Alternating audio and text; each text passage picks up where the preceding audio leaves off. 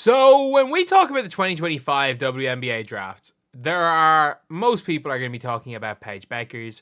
There are going to be people talking about, if you are like for the Fever, like Janiyah Barker, Sonia Citrin, Aisha Sivka, and then obviously Kiki Riafen, who a lot of people think is going to Dallas. I don't like Kiki Riafen in Dallas, especially if they're going to try play her with Tierra McCowan. But either way, there's one player that I do not understand why she's not getting more hype.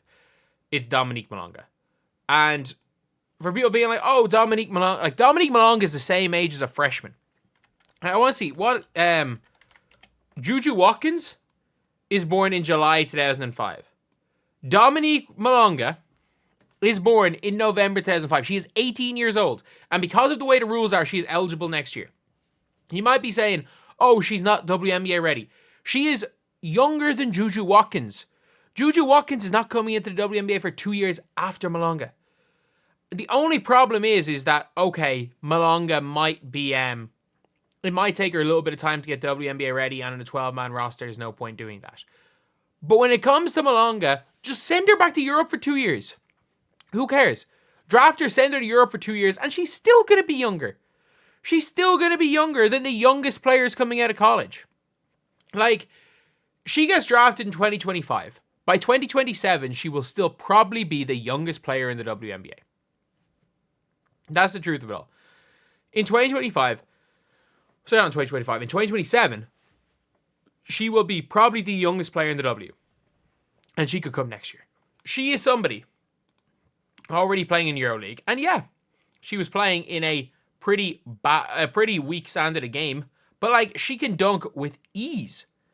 Like Dominique Malonga. Like, just look at how long her arms are. Look at her run.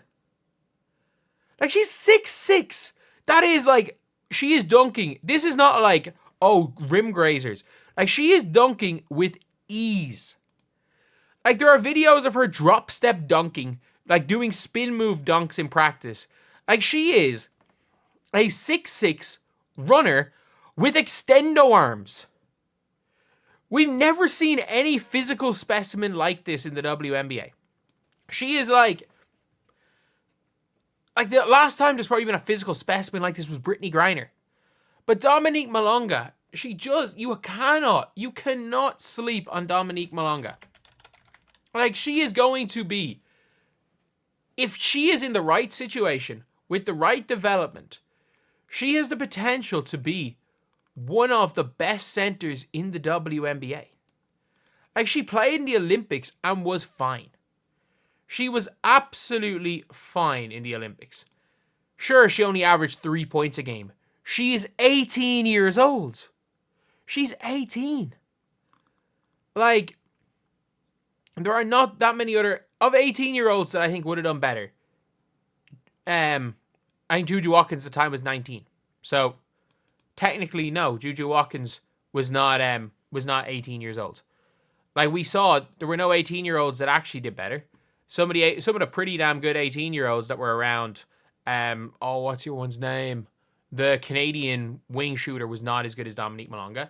And it was on a French team. She got meaningful minutes on a France team who won the Olympics, who were a foot on the line away from getting to overtime in the Olympics final, who probably should have won on the day. Over the course of the tournament, obviously America were by far the better team.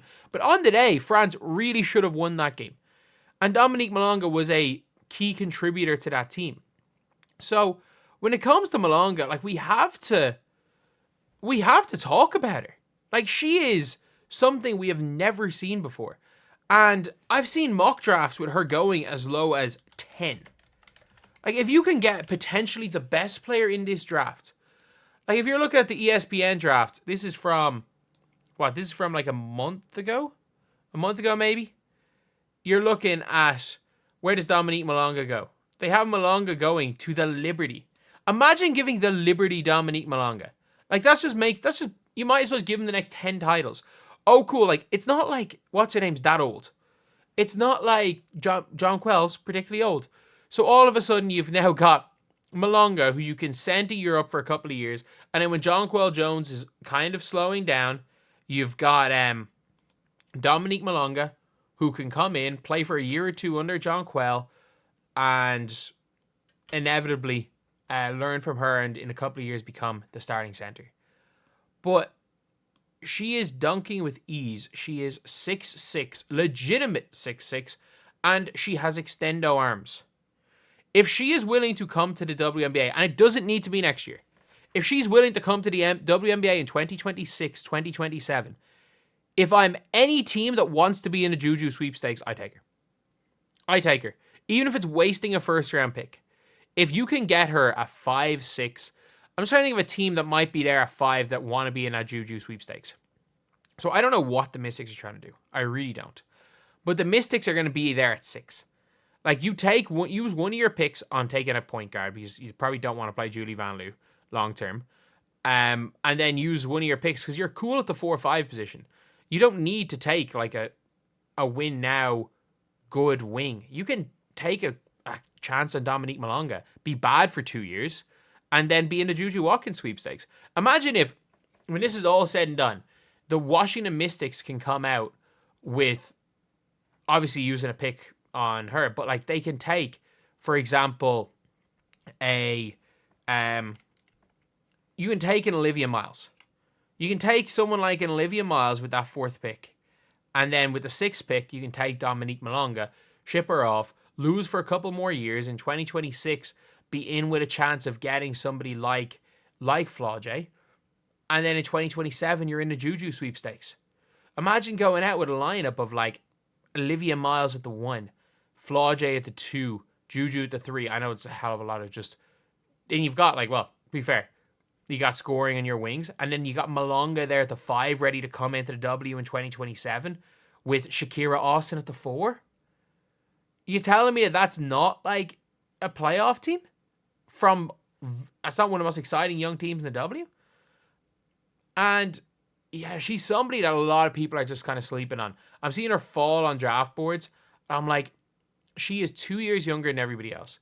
And outside of Paige Beckers, there is nobody. She's got more potential than Kiki Iriafen. I'm telling you that. She has got higher upside than Kiki Iriafen. Outside of Paige Beckers, there is no player in this draft that is the upside of Dominique Malonga. You cannot teach 6'6". You cannot teach the length that she has. You cannot teach the speed that she has at that size. The only problem is she's not very good at catching the ball. Like, that is the one thing where it's like her hand-eye coordination is not ideal. And she is boom or bust. She very much is boom or bust, which is why if you are the Mystics, when you've got 2 first-round picks and you can risk sending her away, or if you're any team that wants to be in the Juju sweepstakes and is cool with her coming in 2027 after developing a little bit more, you could potentially be getting a number 1 pick level player in 2027, in addition to one of, if you're tanking, Juju Full Wiley or Hannah Hidalgo. Like, or we forget Zhang Jiu is in the 2027 draft. She wants to come in as well. Madness.